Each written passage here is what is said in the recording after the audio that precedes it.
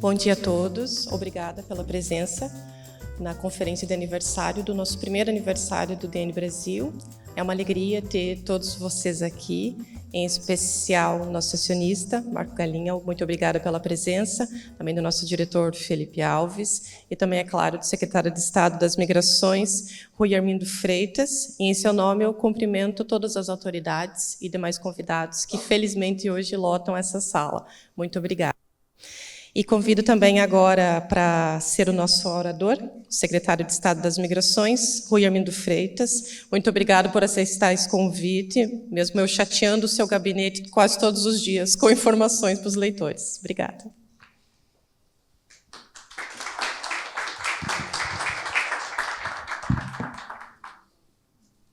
Senhor Cônsul do Brasil, Alessandro Candeias, senhores administradores, acionistas,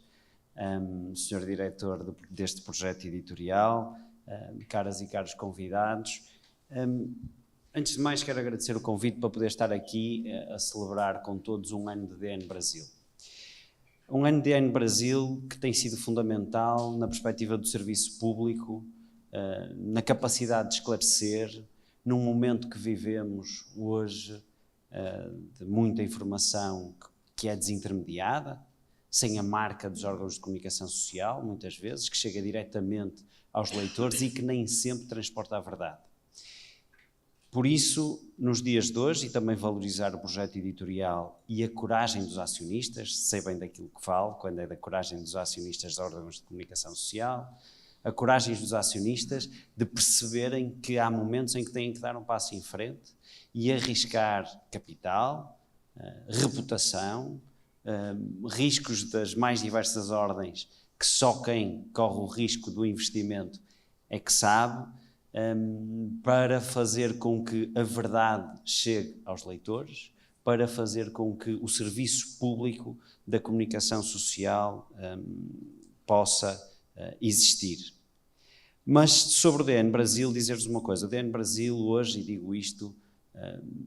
do fundo do coração, é um projeto editorial de referência no que toca ao esclarecimento naquilo que hoje é a minha área, e há um ano a esta parte, é a minha área de trabalho, que é a imigração. E aqui tenho que deixar uma palavra muito especial à Amanda Lima, que escolheu Portugal para viver e que se transformou já numa referência do jornalismo no que toca às questões da imigração, que o faz com ponderação, que o faz com conhecimento, que o faz, como ela bem disse muitas vezes, colocando os políticos no desconforto, mas que é fundamental muitas vezes para nós também termos conhecimento daquilo que nem sempre corre bem. Porque a comunicação social é fundamental para esclarecer, mas também para escrutinar. É fundamental para fazer chegar a mensagem, mas também é fundamental para nos fazer chegar, muitas vezes, problemas que nós, por mais que estejamos no terreno, por mais que sejamos presentes, nem tudo nos chega, ou quando chega, muitas vezes é de uma forma filtrada. E o jornalismo serve também para isto, para acontecer nestas duas direções, a direção do informar, mas a direção do escrutinar. E quis o destino que nós ficássemos ligados ao DN Brasil, porque, sensivelmente há um ano, apresentamos o Plano de Ação para as Migrações. Ou seja, este projeto editorial surgiu quase na mesma altura, não foi combinado, quase na mesma altura em que o governo anterior, o 24º Governo Constitucional, apresentou um plano que, dada a urgência do contexto migratório em Portugal àquela altura, nos obrigou muito rapidamente, tendo tomado posse em abril de 2024, no dia 3 de junho de 2024, estávamos a apresentar um plano denso com aquilo que seriam os grandes eixos e as grandes medidas que teríamos que tomar para começar a reorganizar o sistema migratório em Portugal. É preciso dizer que quando nós olhamos para a imigração, nós não podemos olhar para a imigração com medidas avulsas, desgarradas, que não estejam ligadas entre si, porque as migrações funcionam como um sistema integrado em que todas as medidas têm que estar encadeadas para que tudo possa fazer sentido. Assim, é fundamental dizer de onde vínhamos. E vínhamos, de facto, de um ponto no nosso país em que durante muito tempo, e todos nos recordamos das imagens do ano anterior em que tínhamos filas enormes à porta de serviços relacionados com a imigração. Não estou a dizer que esteja tudo resolvido, digo que o ano passado a situação era bem mais aguda do que os problemas que ainda possamos estar a experimentar ao dia de hoje, mas vínhamos de uma altura em que tínhamos uma figura que se chamava manifestação de interesse e que todos muito bem conhecem nesta sala e que fez com que o Estado entrasse em colapso. Entrou em colapso na sua capacidade de resposta, entrou em colapso na sua capacidade de dignificar todos quantos nos procuravam e entrou em colapso na capacidade de dar segurança e confiança aos portugueses no acolhimento daqueles que cá chegavam. Porque para fazermos acolhimento capaz, para podermos integrar, temos que ter também a sociedade que recebe plenamente confiante nas regras claras e na segurança de que o Estado cumpre com as suas funções, coisa que não acontecia há um ano. Assim, nós partimos de caos, partimos dos mais de 400 mil processos pendentes na AIMA, como todos se recordam. Julgo que este número vai ser sempre muito difícil de esquecer. Toda a gente sabe, apesar disso, era bem superior. Nós, quando cá chegamos, ou quando chegamos em abril, no governo anterior, não existia inventariação real, tínhamos uma aproximação, só quando começamos a trabalhar verdadeiramente no problema é que inventariamos e chegamos ao número dos 446 mil processos, mas desde aí muito fizemos. O ponto de partida foi esse, de uma forma muito simplista, só falei da questão documental, nem falei da questão da imigração, porque muitas vezes já me ouviram alguns referir que tão trágico como a extinção do CEF foi a extinção do ACM, do Alto Comissariado para as Migrações, porque costumo dizer que se o documento é algo que se vê, é algo que se consegue fiscalizar, a ausência de uma política de integração plena só se sente nos problemas sociais que uma sociedade vai refletir ao fim de uma década ou mais, ou seja, um é um problema visível de imediato, o outro vai perdurar no tempo e é muito mais difícil de ultrapassar. Mas o que fizemos? Montamos uma estrutura de missão que todos conhecem, aproveito para cumprimentar o coordenador geral da estrutura de missão que está aqui presente também. Montamos uma estrutura de missão que multiplicou por 6 a capacidade do Estado, por 7 a capacidade do Estado, AIMA no caso, fazer atendimento. Ou seja, uma estrutura de missão que ao dia de hoje já resolveu, já atendeu os 400 mil processos pendentes. Naturalmente que estamos numa fase em que ainda nem todos receberam o cartão em suas casas, ainda estamos a terminar a fase de decisão, mas de atendimento, que era aquela dificuldade de acesso, isso foi conseguido. Mas dizer-vos que esta estrutura de missão, que agora até parece fácil dizer que já atendemos as 400 mil pessoas, ou que fizemos presencialmente cerca de 500 mil de atendimentos entre 9 de setembro e o dia de hoje, a estrutura de missão atendeu atendimentos únicos, cerca de 500 mil de pessoas. É de facto assinalável a capacidade que conseguimos montar,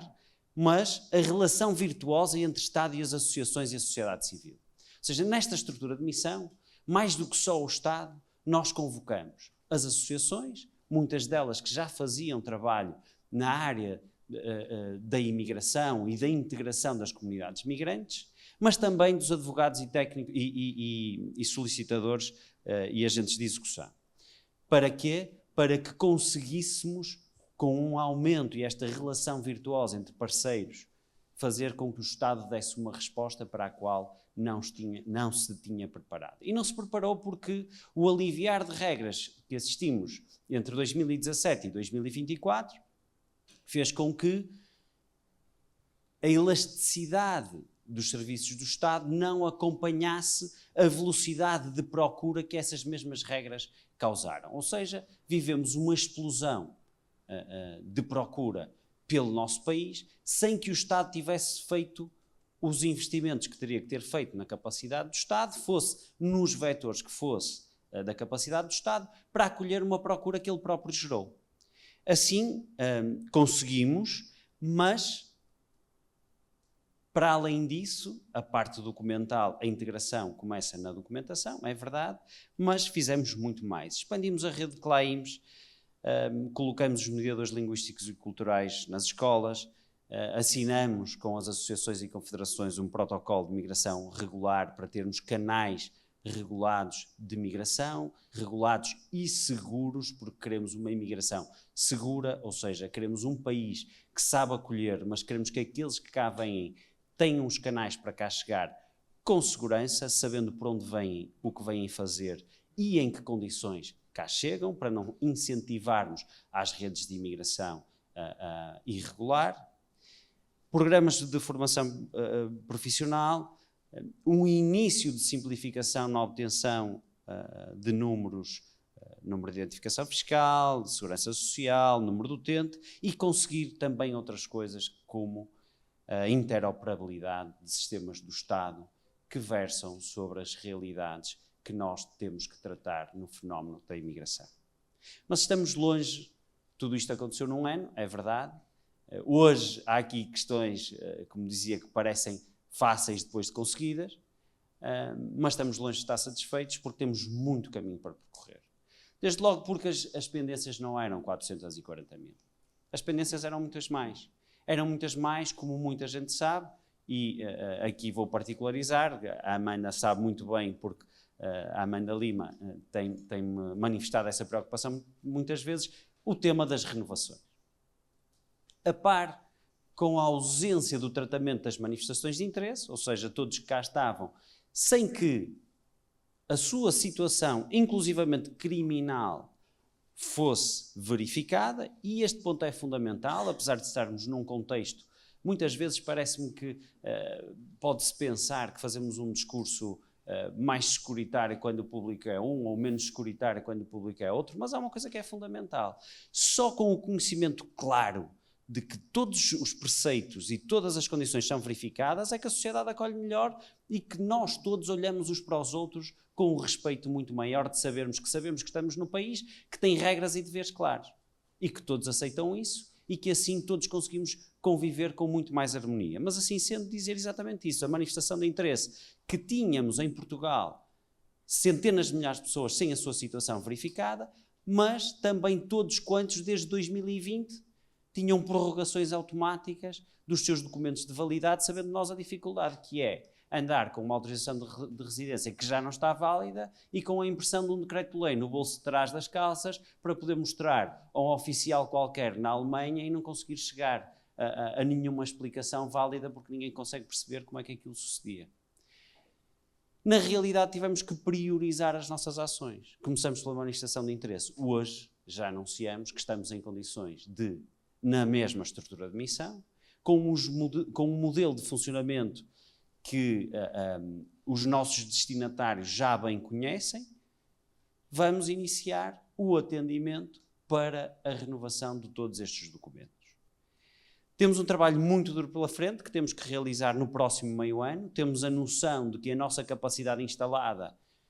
tem a capacidade para fazer este atendimento, apesar do desafio que temos pela frente, porque estamos a falar de cerca de 3 centenas de milhares de pessoas e com a dificuldade logística, mais uma vez, que se nos vai impor, mas estamos cá para mais esse desafio e assumimos-lo com o mesmo rigor e com a mesma competência que assumimos até agora os desafios anteriores, mas na realidade há aqui um ponto fundamental que também é preciso dizer que também fizemos, porque agora vamos acorrer a esta urgência, acorremos à da manifestação de interesse, mas estamos já há uns meses a substituir os modelos CPLP que não estavam conformes ao modelo europeu, que era uma folha de papel da conversão automática de manifestações de interesse em autorização de residência. E neste aspecto há uma coisa que eu tenho que vos dizer, porque de facto, do ponto de vista da segurança, foi um procedimento que foi adotado em Portugal e que não obedeceu aos requisitos mais básicos. Para vos dizer o que era aquele modelo que não garantia a quem cá estava sequer um modelo que lhe garantisse a capacidade de circular no espaço da União Europeia, porque não estava conforme os modelos europeus, inclusivamente esteve na gênese de uma infração ao Estado português por não cumprir com o modelo europeu, mas tivemos entre 2022 e 2023 a conversão automática de manifestações de interesse, ou seja, sem verificação de requisito legal absolutamente nenhum, conversão automática de manifestações de interesse em autorizações de residência. Não estou a dizer pessoas que estavam em Portugal e que se presumia que estivessem no caminho para a regularização e tivessem a sua situação verificada e, consequentemente, uma autorização de residência. Não é isso. O que eu estou a dizer é uma manifestação de interesse, sem verificação nenhuma, que se converteu automaticamente em autorização de residência. Ou seja, isto foi mau para todos. Foi mau para quem foi portador dessa autorização de residência, que os diminuiu, que tornava um cidadão da CPLP, porque estas autorizações de residência eram apenas e só para a CPLP, ou seja, que tornava um cidadão da CPLP residente em Portugal com esse documento numa autorização de residência de segunda categoria, sem que nenhum direito lhe fosse conferido com aquilo, com validade de apenas 1 ano, mas não só isso, como as debilidades de segurança por nada ter sido verificado para a emissão automática dessas autorizações de residência. Já atendemos cerca de 150 mil pessoas com este documento. Muito brevemente iremos estar a terminar também o atendimento destas autorizações de residência. Por isso, sobre as renovações, sobre manifestações de interesse, sobre renovações, já vos dei as informações. Sobre as autorizações de residência CPLP não conformes, também já as atendemos. E agora é a fase, porque muitos falam de que nós podemos agora estar a apresentar uma série de medidas. Apresentamos no final do último Conselho de Ministros uma série de medidas, mas na realidade o trabalho começou em abril do ano passado, é um trabalho que está encadeado. De facto tivemos um ciclo político que foi interrompido, que foi retomado agora, mas as nossas escolhas políticas, essas não podem parar. Não podem parar, e se não tivéssemos tido uma interrupção do ciclo político, estas mesmas medidas que foram apresentadas já teriam sido eventualmente apresentadas mais cedo, porque na realidade são medidas que todas elas, para além de constarem do nosso programa eleitoral ou do programa eleitoral dos partidos que suportam o governo, está no programa de governo, mas também já tinham sido apresentadas pelo governo em momento anterior. Assim, como sabem, foram apresentadas alterações à lei da nacionalidade, ao reagrupamento familiar, ao canal CPLP, sendo que a CPLP mantém-se como um espaço privilegiado da relação entre os países da lusofonia, os vistos de procura de trabalho que também tiveram alterações e foram apresentadas também aquilo que já referi, o modelo, a extensão da validade e o modelo que vamos utilizar para as renovações de documentos. Mas como vos dizia, de facto, há esta nossa vontade de continuar a reconhecer e de reconhecer a CPLP como um espaço comum, privilegiado, de uma relação privilegiada, de uma integração facilitada por algo que nos une, que é a língua portuguesa, que é um fator crítico para a integração de imigrantes em Portugal. Dizer-vos que era, como vos dizia, todas estas vertentes que vos estive até agora a elencar retratam tudo isto, que a imigração tem que funcionar como um sistema. E funcionar como um sistema para que possamos abrir e fechar portas de forma a que tenhamos a imigração que queremos ter e que possamos acolher aqueles que queremos que venham para cá da melhor forma possível. Nós não podemos querer umas coisas para uns e querer umas coisas para outros. O combate à imigração ilegal é fundamental para proteger a sociedade que acolhe, mas também aquele que vem para Portugal, porque combate-se também o trabalho sem direitos, a exploração laboral e muitos outros tipos de exploração a que se presta sempre que há a imigração ilegal. Por isso, nós estamos determinados em continuar na nossa moderação firme. E a moderação firme é uma moderação de regras claras, de liderança do debate da imigração, sem lugar ao discurso de ódio, porque só com regras claras, só com deveres claros, é que nós conseguimos falar todos a mesma língua. Porque quando prometemos tudo a todos e nada lhes conseguimos dar, não estamos a ser bons nem para uns nem para outros. Estamos a tornar o terreno fértil para que o discurso do ódio possa crescer e para fazer crescer a indignidade de todos quantos recebemos. É isso que este governo combate. Combate o discurso do ódio e combate a indignidade. Temos a noção clara de que há regras que estamos a impor e sempre que impomos uma regra, há sempre um sentimento de rejeição ou de questionar de uma regra. Mas as regras são fundamentais para garantir a segurança a todos e uma visão clara daquilo que o governo quer, daquilo que é esperado de quem vem para cá, mas também garantir um ambiente de harmonia para que quem receba saiba que pode acolher. Vamos continuar a construir pontes, porque é fundamental nesta questão de imigração despolarizar, mostrar que o bom senso é o espaço comum, mostrar que temos que ter uma sociedade coesa, temos que atender ao facto que Portugal sofreu o maior choque demográfico da sua história nos últimos 7 anos. Obviamente que sem regras claras isto fez com que abrisse clivagens, mas a nossa luta é pela coesão social, é pela coesão, é por termos uma comunidade que funciona com quem acolhe e quem cá vem, mas com harmonia. E por isso vamos continuar a fazer as pontes, porque acreditamos que é assim que se combate o discurso do ódio, os sentimentos mais arraigados, sejam eles uns do laxismo e da falta de regras, sejam eles os do ódio, porque um e o outro acabam por alimentar-se e gerar uma situação que não é desejável. Por isso, da nossa parte, é isso que podem esperar. Regras claras, moderação firme, construção de pontes e, coesão, e luta pela coesão social. Ao DN Brasil, mais uma vez, agradecer-vos este ano de um projeto que sei que é difícil. Para um setor desafiante, que já não tem, ao dia de hoje, para os investidores, o retorno que tinha no passado, mas tem uma dose enorme de conforto de saberem que marcam a sociedade e que é fundamental pelo contributo que dão à sociedade, mas só com uma população bem informada, só com o desmontar das mentiras e das mensagens falsas, sejam elas de que polo for do espectro político.